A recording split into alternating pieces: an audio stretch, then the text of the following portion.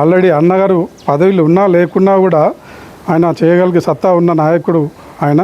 కాబట్టి బీఆర్ఎస్ నాయకులకు నేను ఒక విజ్ఞప్తి చేస్తున్నా. బీఆర్ఎస్ నాయకులు మీరు ఇంకా భ్రమలోనే ఉన్నారు. ఇంకా బీఆర్ఎస్ గవర్నమెంట్ ఉందని అనుకుంటున్నారు. అంటే ఒక ఉదాహరణకు చెప్తున్నా, నేను 135 డివిజన్లో వెంకటాపురం డివిజన్ కనాజిగూడలో కల్వర్ట్ ఓపెనింగ్ అని చెప్పి వాళ్ళ ఇష్టానుసారంగా వాళ్ళ కాలనీలలో అందరికీ మెసేజ్లు పెట్టేసుకుంటున్నారు.